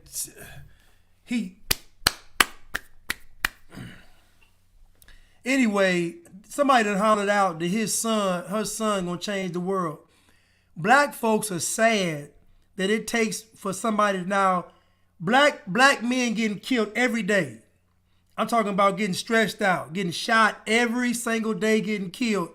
Don't never receive this kind of attention. Never receive this kind of attention. Folks dying in Memphis every single day, brutal and horrific deaths in Memphis, even children. Don't never get this kind of attention. But when Tyreek gets killed, allegedly, all this support. Now he was sent by God. He's an angel. He's a saint. He's a martyr. He's a hero. He gonna change the world. And all he did was die.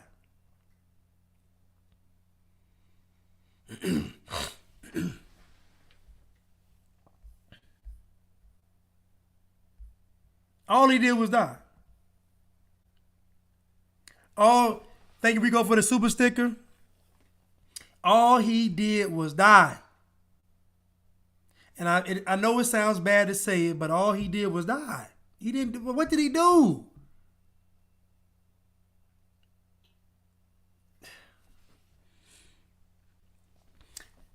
Rico said, but if the dudes that killed young Dolph in that same city had killed him, nobody in that room besides her would be there. It's a setup. Exactly. Do y'all understand how much of a setup this is? That who kills you determines your worth and value? We talking about children dying every day in these streets. And nobody cares. Nobody cares.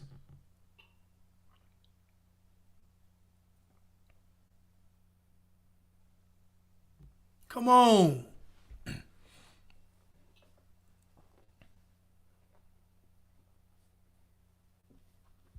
Kaya said she live in a mid-sized city and they didn't have 8 murders already. Nobody even cares. Like nobody even cares. Like it's black folks are getting slaughtered every day and nobody says a word about it. And y'all packing out the funeral for Tyree.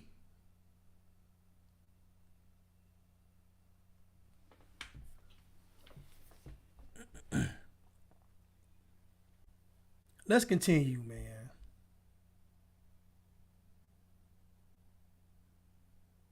Right. Neat. All Rosa Parks did was sit on the bus. I'm sorry. All Rosa Parks did was sit on the bus. And the folks already said, we knew because the way she looked, they wasn't going to put their hands on her, and they didn't. She didn't risk nothing.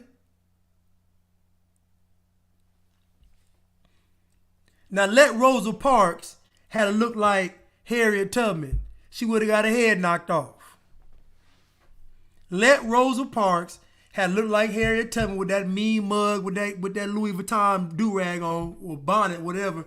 Let her been sitting at that front of the bus mugging like that, boy, it'd knock Harriet Tubman's head off. You ain't cute enough to sit. You don't look good enough to have that kind of attitude, Harriet. Get off the bus. They would have knocked their head off. Let's continue.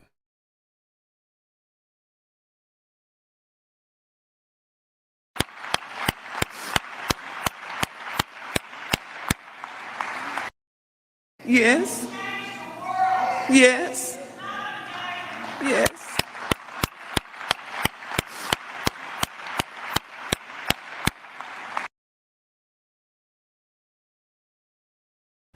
Listen, man, Ben Crump doing this seal clap, waiting for a catfish is annoying. Listen, man, how is it that Ben Crump get all the cases? How is it that Ben Crump get all the cases? Ain't he like an accident attorney? How do Ben Crump get all these cases? How? It's almost like he tell the people, if I get the case, I'm gonna get you this amount of money. It's a setup, man. Ben Crump clapping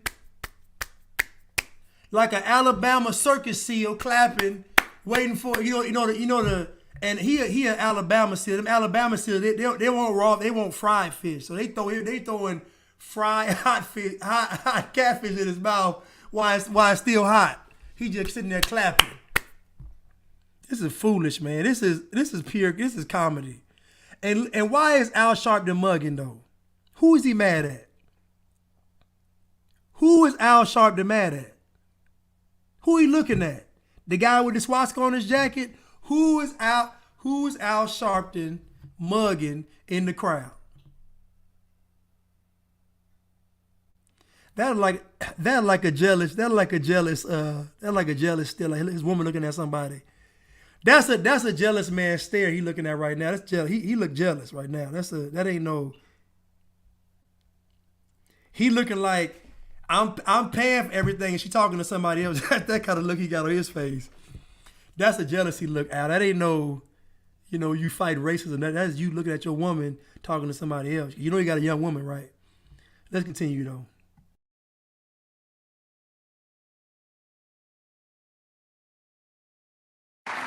I want to thank all the community activists for being there for my family.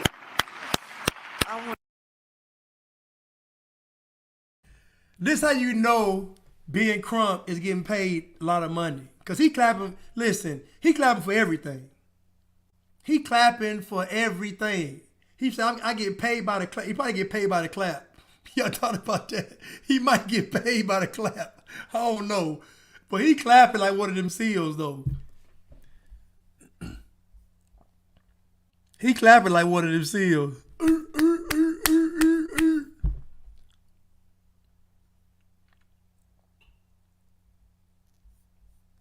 Let's continue.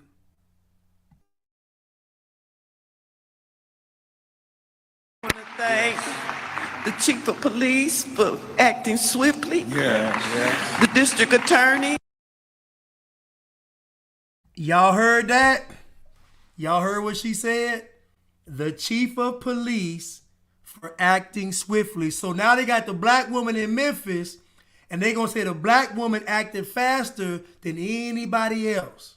This going to absolve her of her bad track record. Now keep in mind, when she was in Atlanta, crime through the roof. Durham, probably crime through the roof. Memphis, record number of homicides. Just telling you. Record number of homicides. But she acted so swiftly. Listen, y'all, it's a script. When I tell you she reading from a script, I promise y'all it's a literal script. Look at Al, listen, and Al Sharpton is reading the script. Look at his face now. Now Al Sharpton is reading the script. Now Al Sharpton is reading the script, and look at Ben Carson, not Ben Carson, my bad, Ben Carson, forgive me. Look at Ben Crump reading the script too. Everybody reading her script now. Let's see what's happening. What she gonna say next? Let's continue.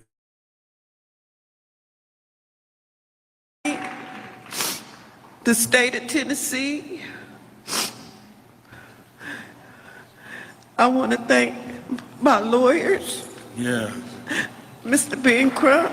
Yes, sir. And especially Kareem Ali. Where you at? He has been our rock. He has been our rock. Amen.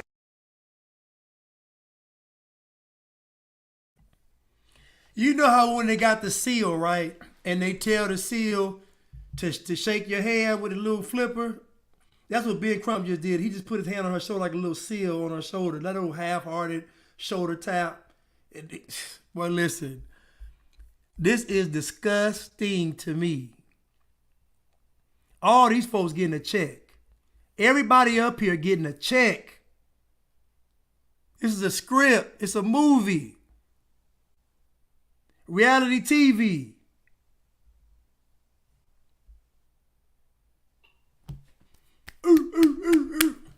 Shake his hand. This is ridiculous. Everybody getting a check. Let's continue.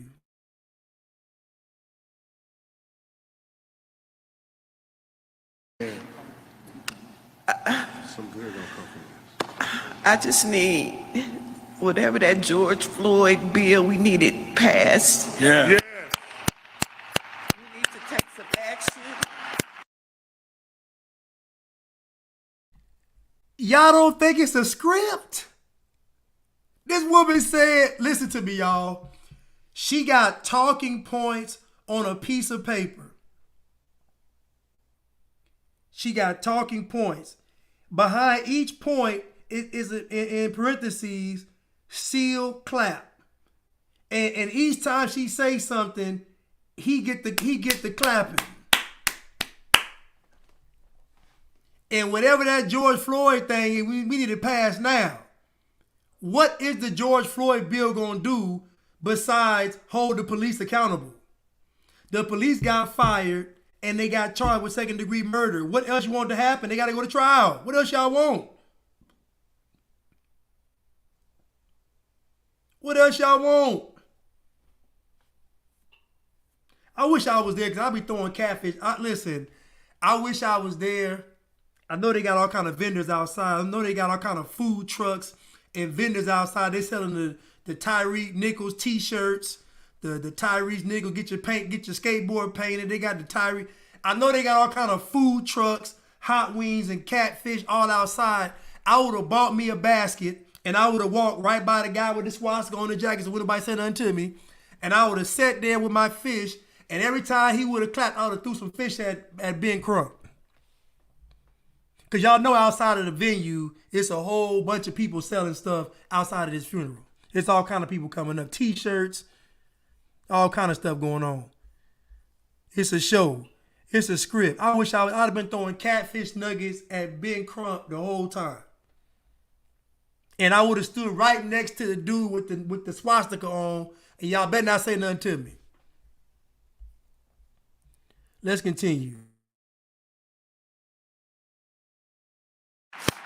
Because there should be no other child that should suffer the way my son and all the other parents here have lost their children. We need to get that bill passed.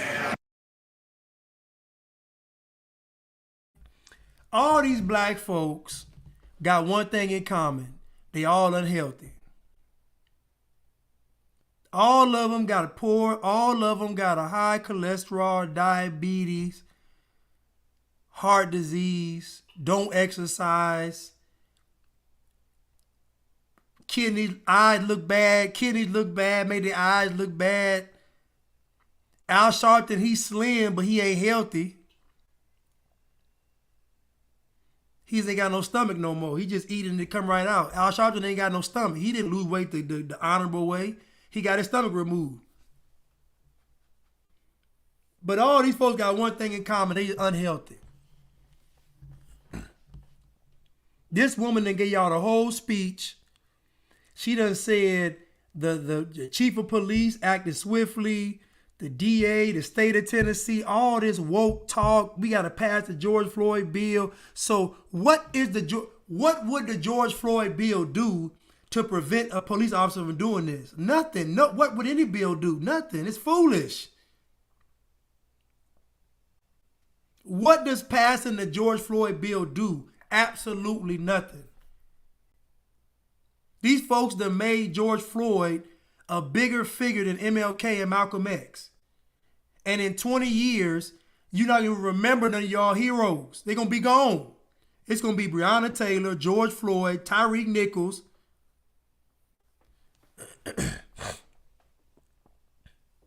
She reading from a pure script. And everybody behind her just hoping she don't mess up. They just hoping she don't freak out and flip out. Everybody behind her thinking, just get to the end so we can get this money. Just keep these talking points going so we can all cash this check. Just keep going, bro. That's what they thinking about. They ain't thinking about this man right here. He crying because he knows she prone to mess up. I don't know who he is. He knows she'll mess up. He crying. Ben Crump keeping a good eye on her, trying to clap, keep her on task. Al Sharpton just mugging the piece of paper because he knows she about to mess up. Come on, let's continue.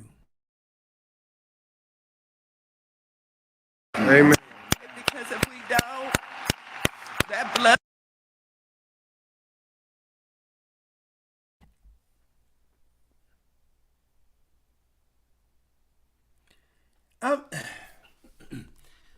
Ben Crump getting on my nerves. I'm sorry.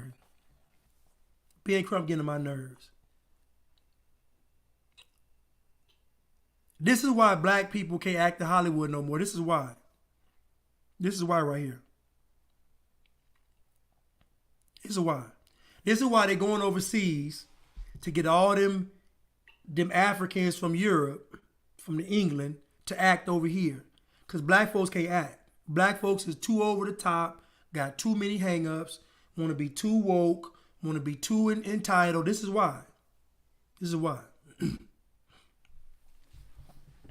He's steady. I'll be throwing catfish at him right now. Let's continue. The next child that dies, that blood is going to be on their hands. Yeah. Yeah. Thank you.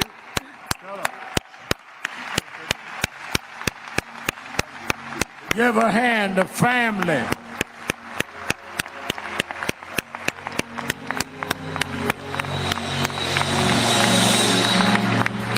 Give a hand to the family.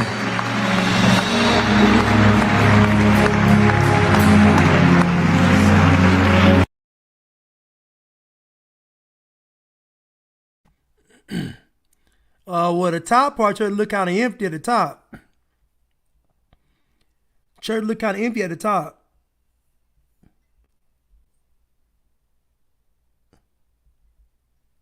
They clapping at a funeral because it's not a funeral.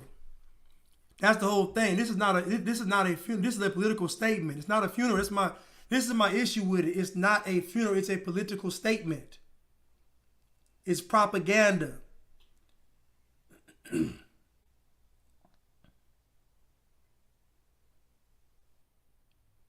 I thought we was mourning. Why we clapping? Oh, I guess because justice. We got to stop falling for this stuff, man.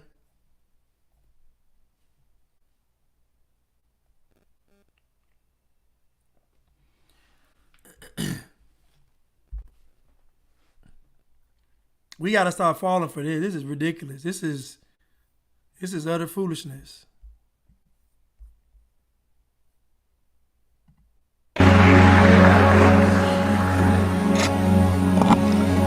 We are going to stay with them. recordings.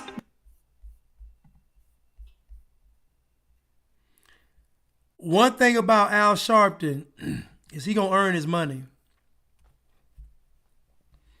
He gonna earn his money. But listen, y'all, I love y'all. I thank y'all for tuning in tonight. I just got off of IG. My time expired, so it's time for me to go. It's like an award show, exactly. It's pure propaganda. It's just sad. It's just, and our people keep falling for this hook, line, and sinker. So if black folks can't break from this spell right here, they're not going to break from the delusion of the Antichrist. They're not going to do it, because this goes along right with it. Anyway, I love y'all. I thank y'all so much for tuning in. I'll probably be back on maybe Friday or Saturday, maybe Friday. But listen, I love you all, and I thank y'all so much. I want you to have a blessed evening, blessed week. Thank you, Cole. Y'all hit the like button for the algorithm.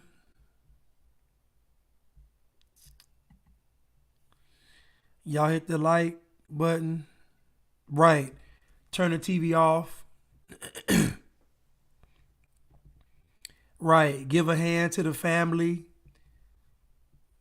Anyway, I love y'all. Thank y'all so much. And I'll see y'all soon. All right.